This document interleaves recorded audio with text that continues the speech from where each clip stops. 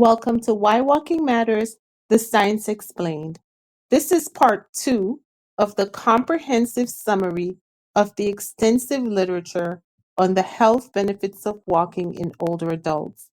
In part 1, we reviewed the methods of this study and the cardiovascular outcomes, including hypertension and cardiovascular and cerebrovascular diseases. In part 2, we will cover cognitive function in dementia, type 2 diabetes, all cause mortality, cancer, respiratory pathologies, bone health, sleep health, and mental health. And finally, the study also reviews the adverse effects of walking and optimizing physical activity. And remember, a link to the review is in the podcast description. And because the review is quite long and includes a lot of technical language, some sections have been excluded from the podcast but have been recorded and are available upon request. I've also compiled a glossary of some of the more technical language, which is also available upon request. Cognitive function and dementia. The evidence regarding the relationship between physical activity and adverse cognitive outcomes, such as cognitive impairment, Alzheimer's disease, and dementia, has been inconsistent. While some studies have reported decreased dementia risk with higher physical activity, others have found no association. Similar inconsistencies have been found in individual studies of walking with cognitive outcomes. However, a meta analysis of 17 prospective cohort studies evaluating the association of walking pace with the risk of cognitive decline and dementia among elderly populations found that comparing the lowest to the highest category of walking pace was associated with an increased risk of cognitive decline and dementia. Moreover, with every 1 decimeter per second or 360 meters per hour decrement in walking pace, the risk of dementia increased by 13%. Another study assessed the dose response association of daily step count and intensity with the incidence of all cause dementia among adults. It found that approximately 9,800 steps per day may be optimal to reduce the risk of dementia. A minimum dose of 3,800 steps per day was associated with a 25% lower risk of dementia. In addition, steps performed at higher intensity resulted in stronger associations. While the evidence is not yet definitive, these studies suggest that walking and higher levels of physical activity may be beneficial for cognitive health. There is increasing evidence that microvascular pathologies play a critical role in the pathogenesis of cognitive impairment and dementia. While the exact mechanisms are still being studied, it is becoming increasingly clear that walking and other forms of physical activity have a more profound effect on endothelial cell physiology and the genesis of vascular cognitive impairment, VCI, than on amyloid pathologies within the brain parenchyma. As such, it may be important for future studies to separately investigate the effects of walking on VCI and AD, Alzheimer's disease, in order to better understand the complex relationships between physical activity, brain health, and cognitive outcomes. Type 2 diabetes mellitus. In a 2007 meta analysis of 10 prospective studies, that investigated the association between moderate intensity physical activity and the risk of T2D.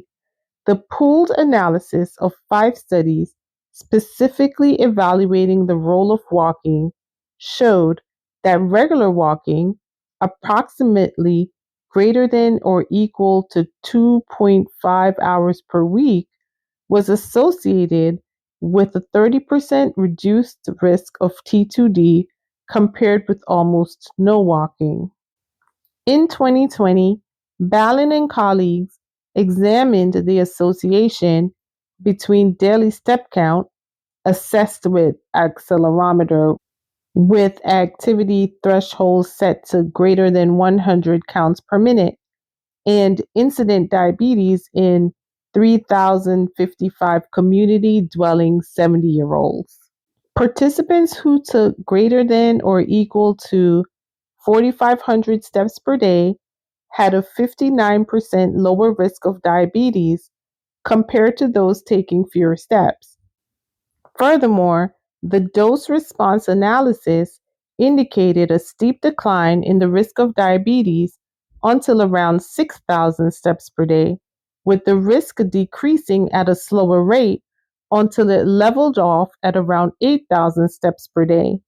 In a recent analysis of 162,155 UK biobank participants, both average and slow walking pace were each associated with a higher risk of incident T2D compared to brisk walking in both men and women, independent of major confounding factors. Furthermore, recent results from the population-based prospective cohort Hispanic Community Health study of Latinos, which included 6,634 adults, demonstrated that accumulating more daily steps, including purposeful walking steps or brisk walk, and greater step intensity, were associated with a reduced risk of diabetes. All-cause mortality. In the study by Hamer and Chida, which investigated the relationship between walking and the risk of all-cause mortality, the highest versus the lowest walking category was associated with a 32 reduced risk of mortality. Similar to the findings for CVD, the results were not significantly different for men and women, with walking pace being a stronger independent predictor compared to walking volume. High walking volume or intensity was associated with the strongest risk reduction. In a pooled analysis of 14 prospective cohort studies, Kelly and colleagues showed an incremental reduction in the risk of all-cause mortality with high walking volume, with a standardized dose of 11.25 MET hours per week being associated with an 11% risk reduction. Stamatakis and colleagues found that walking at an average or brisk, fast pace was associated with a 20% and 24% reduced risk of all-cause mortality, respectively, compared to walking at a slow pace. In an analysis of the UK Biobank cohort, Celis Morales and colleagues found that men and women with a brisk walking pace had a 21% and a 27% reduced risk of all-cause mortality, respectively, compared to slow-paced walkers. Furthermore, more daily steps, including purposeful or intentional walking steps, up to approximately 10,000 steps, were associated with a lower risk of all-cause mortality in the UK Biobank analysis. A study of 17,466 women aged 62 to 101 years found that approximately 4,400 steps per day was associated with a 41% reduction in mortality rate compared with approximately 2,700 steps per day, with a steady decline in mortality rates up to approximately 7,500 steps per day, beyond which mortality rates leveled. However, the time spent at a stepping rate of 40 steps per minute or faster, intentional walking, was not clearly related to mortality risk. In a recent meta-analysis of 15 international cohorts investigating the associations of daily step count and stepping intensity with all-cause mortality, it was demonstrated that taking more steps per day was associated with progressively lower risk up to a level that varied by age, 6,000 to 8,000 steps per day among adults aged 60 years and older, and 8,000 to 10,000 steps per day among adults younger than 60 years. However, the time spent walking at 40 steps per minute or faster, intentional walking, and 100 steps per minute or faster, defined as moderate rate walking pace, was not found to be significantly associated with mortality. Cancer.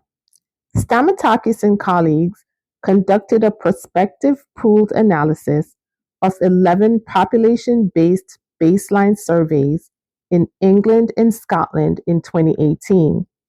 Their findings reported no evidence of an association between walking pace and cancer mortality.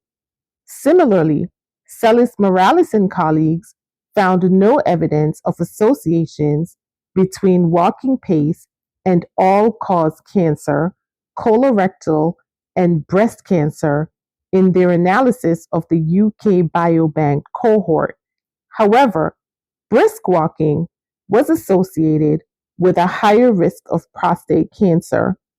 On the other hand, a recent analysis of the UK Biobank cohort, which measured accelerometer-based daily step count in 78,500 individuals, showed that accruing more daily steps, including intentional walking steps, was associated with a lower risk of incident cancer and mortality due to cancer. Respiratory pathologies. Celis Morales and colleagues found, in their analysis of the UK Biobank cohort, that brisk walking was associated with reduced risk of respiratory disease in both men and women. Compared to slow pace walkers, men and women with a brisk walking pace had a 34% lower risk of respiratory disease. The corresponding risk reduction for chronic obstructive pulmonary disease was even greater at 65% and 72% respectively. Furthermore, several prospective studies have reported that daily walking habits are associated with a reduced risk of pneumonia-related mortality in older people, with risk reductions ranging from 10 to 42%. Although two of the studies did not consider other forms of physical activity besides walking, one study demonstrated that daily walking alone was sufficient to reduce pneumonia-related mortality among older people who do not engage in other exercise habits regularly. Bone health. Regular physical activity and exercise have been shown to have a positive impact on bone health, reducing the rate of bone loss, conserving bone tissue, increasing bone mineral density, BMD, and lowering the risk of fractures. Weight-bearing endurance activities muscle strengthening physical activity, balance exercise, and resistance exercise are recommended in various guidelines to preserve bone health and reduce the risk of falls. However, there is uncertainty about the type and intensity of exercise that is beneficial for bone health. Although some systematic reviews and meta-analyses of RCTs have shown no significant effect of regular walking on BMD in perimenopausal and postmenopausal women, others have demonstrated a positive effect on lumbar BMD, but not on the femur or calcaneus. One conclusion is that walking alone is not sufficient for those at risk of osteoporosis, and that other forms of exercise, in addition to walking, should be incorporated. Nevertheless, a recent study suggested that a training program comprising fast walking and running exercises may increase or preserve BMD at the femoral neck in postmenopausal women. Pooled analysis of results from RCTs and quasi-RCTs of adults with chronic musculoskeletal pain showed that walking was associated with significant improvements in pain and function, but the longer-term effectiveness was uncertain.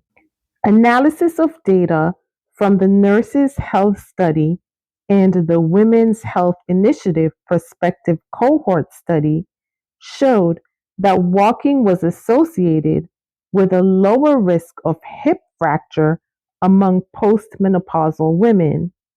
However, in a 5-year follow-up of an Australian population-based prospective study comprising postmenopausal women and men aged 50 years or older, individuals who walked more than 3 hours per week had an increased risk of fractures compared with those who reported no walking.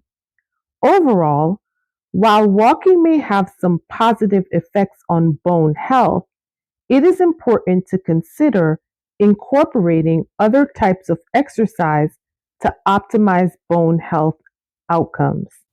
Sleep health. Regular physical activity has been shown to improve sleep quality and duration, but there is ongoing debate regarding the types of physical activity that are most effective in promoting better sleep. Wilbur et al. Conducted an RCT to evaluate the impact of a 24-week home-based moderate intensity walking intervention on various menopausal symptoms, including sleep, in 173 sedentary midlife women aged 45 to 65 years. The study found that the frequency of adherence to walking significantly influenced a positive change in sleep symptoms. In a longitudinal study of 103 midlife women, average age equal 53, range 40 to 60 years, increased activity levels during the day were associated with an increase in total sleep time at night, with a stronger protective effect observed in overweight and obese women. A recent 4-week RCT that assessed the effect of walking on sleep quality and duration in 59 healthy participants, average age of 49 years, observed a positive relationship between daily active minutes and sleep quality, but not duration. Women who were more active and took more steps also reported better sleep quality compared to those who were less active. Mental health conditions and quality of life. Physical activity and exercise have well documented mental health benefits. even at levels below public health recommendations. Studies have shown that physical activity is associated with a reduced risk of depression, with evidence suggesting a causal relationship. In addition to the physical health benefits of walking, it has the potential to enhance emotional and psychological well being, improve mood, and reduce the risk of various mental conditions. Recent research has demonstrated the effectiveness of walking in reducing the symptoms of depression compared to non walking interventions such as social support, stretching, and cognitive interventions. Sessions ranged from 20 to 50 minutes per day to 5 times per week over 6.2 days to 6 months. In another study, brisk walking was found to improve mood state, and walking has also been shown to boost creative inspiration. People's creative output increased by an average of 60% while walking compared to sitting, according to experiments by Opezzo and Schwartz. Furthermore, walking has been positively linked to various aspects of health related quality of life. Adverse effects of walking. Despite the substantial health benefits associated with regular physical activity, vigorous intensity physical activity may act as a trigger for cardiovascular outcomes such as ventricular arrhythmias, sudden cardiac arrest, sudden cardiac death, and acute coronary syndromes such as myocardial ischemia and myocardial infarction, transient ischemic attacks, and cerebrovascular accident strokes. The risk of these outcomes is greatest in athletes and in people who do not habitually perform such intense physical activity. In athletes, it appears the intensities and volumes of these vigorous intensity physical activity regimens far exceed those proposed by guideline recommendations. Nevertheless, there is unequivocal evidence that the benefits of physical activity outweigh its potential adverse effects in healthy individuals. Walking is described as a low to moderate intensity physical activity. There is currently little evidence to suggest an increase in injuries or serious adverse events due to walking, apart from a few isolated reports of calf injuries and falls, which occurred in people with conditions that put them at risk of these events. However, too much walking could also be harmful, especially in individuals who are not properly conditioned. If new to walking, it is essential to start slowly and gradually build up your duration and intensity. Optimizing physical activity from brisk walking to step goals and health benefits. There is irrefutable evidence that adherence to current physical activity guideline recommendations can reduce the risk of chronic diseases such as CVD and T2D and contribute to overall health. Brisk walking is an example of a moderate intensity physical activity that counts towards the weekly recommended physical activity goals. While any type of walking can be beneficial, walking at a faster pace is associated with better cardiovascular and overall health compared to walking at a slow pace. A brisk walk of at least 30 minutes per day for 5 days allows one to meet the current physical activity guideline recommendations of at least 150 to 300 minutes of moderate intensity aerobic physical activity per week. Emerging data from prospective studies suggest that the cardiovascular and mortality benefits of physical activity can be achieved through both concentrated and spread out patterns of activity. The so called weekend warrior pattern, with physical activity concentrated in 1 or 2 sessions per week may be suitable for individuals with busy lifestyles who cannot meet the recommended physical activity levels. However, it should be noted that some beneficial effects of physical activity, such as reductions in blood pressure and lipids, are acute and need to be sustained by chronic regular physical activity. Additionally, the weekend warrior pattern may be more likely to be associated with musculoskeletal injuries and may not be suitable for people with comorbidities or musculoskeletal disorders. It has been proposed that physical activity recommendations should be translated into step or pedometer based guidelines, as this could increase the clinical and public health impact of physical activity promotion.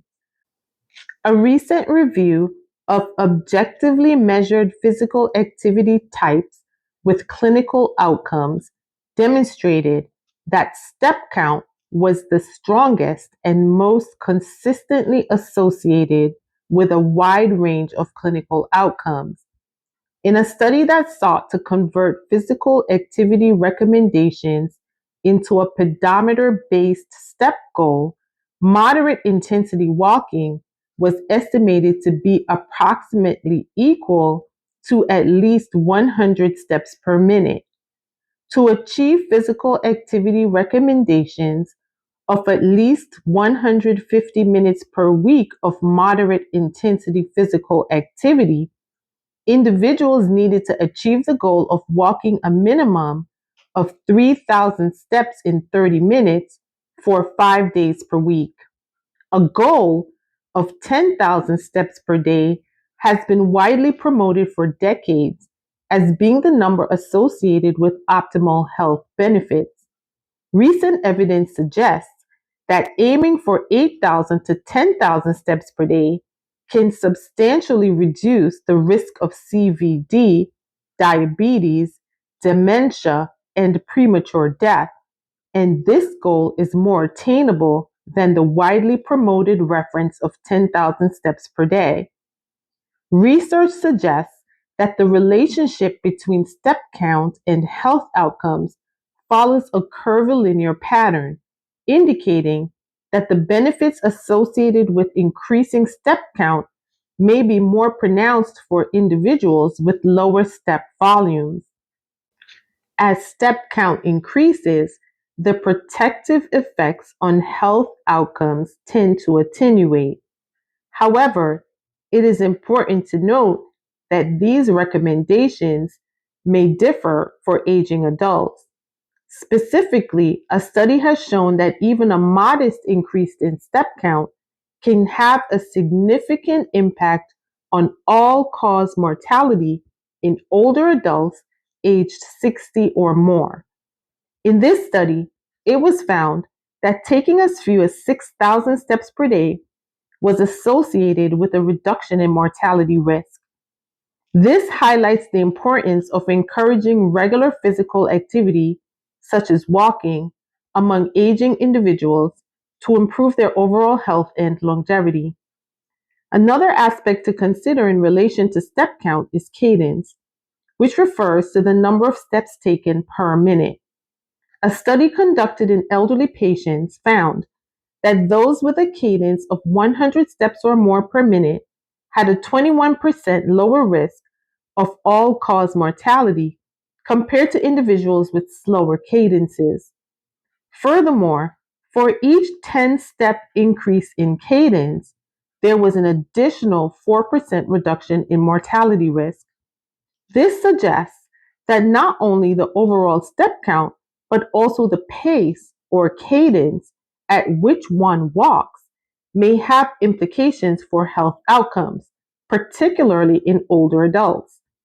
These findings highlight the importance of considering both step count and cadence in promoting physical activity among individuals of different age groups. Encouraging individuals to increase their step count, especially those with lower step volumes, can have significant health benefits. Additionally, emphasizing the importance of maintaining a brisk walking pace or higher cadence may further enhance the positive impact on health outcomes, particularly in the older adult population. Although the dose response relationships between walking and cardiovascular risk factors have not been well quantified, pooled analysis of RCTs that have evaluated walking interventions for a minimum of 4 weeks has reported clinically important reductions in SBP and DBP of approximately 4 to 5 and 2 millimeters of mercury, respectively. These blood pressure reduction effects are more pronounced in adults with high baseline blood pressure. A 2 millimeter of mercury reduction in SBP could reduce mortality from stroke and vascular causes by 10% and 7%, respectively. SBP reductions of 5 to 7 millimeters of mercury among individuals with hypertension translate to a 20 to 30% reduced risk of CVD, and a 2 millimeter of mercury reduction in DBP could reduce the risk of CHD by 6% and stroke and TIAs by 15%. Additionally, walking has been demonstrated to increase levels of CRF, a strong predictor of adverse cardiovascular outcomes, and middle-aged individuals who meet current recommendations for moderate intensity physical activity, such as walking, are more likely to achieve at least moderate levels of CRF. Conclusion and perspectives. In conclusion, the evidence overwhelmingly supports walking as a powerful anti-aging intervention that can reduce the risk of chronic age-related diseases such as CVD, hypertension, T2D, and cancer. Walking also improves pain and function in musculoskeletal disorders, promotes sleep and mental health, and increases resilience. A brisk walk for at least 30 minutes 5 days a week is recommended to meet physical activity guidelines. Emerging data suggests that both concentrated and spread out physical activity patterns can provide similar cardiovascular and mortality benefits. Step count is a strong and consistent predictor of clinical outcomes, and aiming for 8,000 to 10,000 steps per day could substantially reduce the risk of a range of age-related diseases. Although some benefits of physical activity are acute, sustained and regular physical activity is necessary to maintain these effects. Overall, walking is a simple and effective intervention that can be easily integrated into daily routines to promote healthy aging and prevent chronic age-related diseases. Although it is not as high intensity as other physical activity types such as running, its health benefits are substantial and are irrespective of age, sex, race, or geographical location. Incorporating regular walking into daily routines should be encouraged as a key strategy for healthy aging and disease prevention. Despite established physical activity guidelines and targets in most countries and the World Health Organization's recommendation that all nations implement policies to facilitate physical activity regardless of age or disability, global participation in physical activity has not improved over the last 2 decades. Recent estimates indicate that 1 in 4 adults do not meet aerobic exercise recommendations.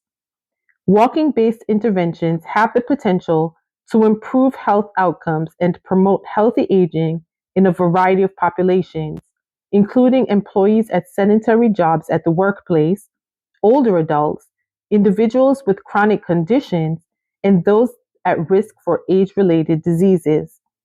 One key advantage of walking-based interventions is their accessibility and affordability. Walking requires no special equipment or facilities and can be done at any time of day, making it an ideal form of physical activity for people of all ages and abilities. Furthermore, walking can be incorporated into daily routines such as commuting to work, running errands, or taking leisurely strolls, making it an easy and convenient way to increase physical activity levels. Walking based interventions have been shown to be effective in a variety of settings, including workplace health promotion programs, community based programs, and clinical settings. In particular, workplace walking interventions have been associated with improved productivity, reduced absenteeism, increased organizational commitment, improved job motivation, and lowered healthcare costs, while clinical walking interventions have been shown to improve functional status, reduce falls, and enhance quality of life in individuals with chronic conditions.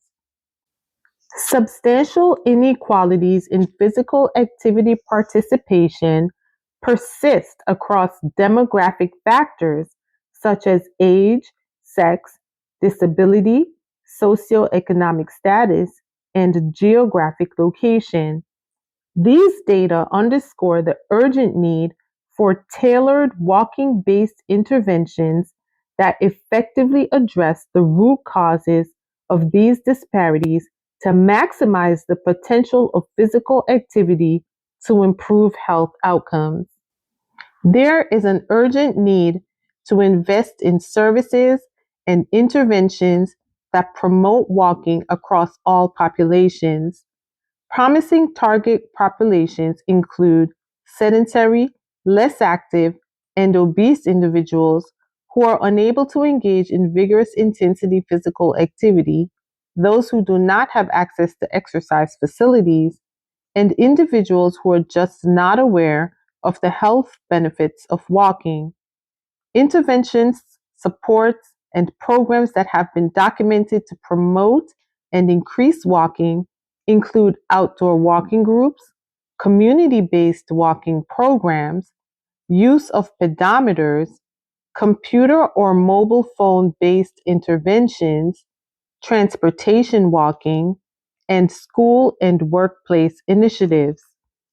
Physicians specialized in preventive medicine, lifestyle medicine, or longevity medicine, and health professionals have a key role to play in prescribing walking to their patients, especially those individuals who are unable to engage in vigorous intensity physical activities. To advance the field of geroscience, preventive medicine, and public health, future research should prioritize several areas of inquiry. First, research should quantify the frequency, duration, intensity, and volume of walking required to improve risk factors for CVD and other age related diseases. Second, there should be a focus on describing the dose response relationships between walking and various health outcomes, including the identification of thresholds for optimal benefit. Third, it is important to identify and evaluate other strategies for promoting and sustaining participation in walking over the long term. Finally, physical activity guideline recommendations based on step counts for various populations, including different occupational groups, need to be developed. Such research will provide valuable insights into the role of walking as an effective intervention for promoting healthy aging and preventing chronic age associated diseases.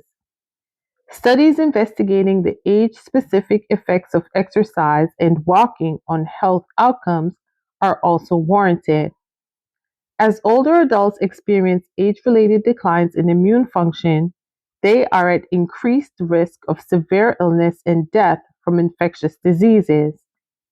As the COVID-19 pandemic swept the globe, older adults were identified as a particularly vulnerable population due to their increased risk for severe illness and death from the SARS-CoV-2 virus. As a result, there has been growing interest in developing interventions to boost the immune function of older adults and improve their overall health and resilience. Walking-based interventions and exercise programs have been identified as a promising approach for contributing to these goals. Future research should continue to explore the potential of walking as a low-cost and accessible intervention for improving immune function and other health outcomes in older adults. Comprehensive healthy aging programs containing walking-based interventions are important for improving societal resilience to future pandemics and promoting healthy aging for all. Thank you for listening to Why Walking Matters, the Science Explained. And remember, if you enjoyed this podcast episode, please share with a friend. Happy walking! I make myself for all I need help for.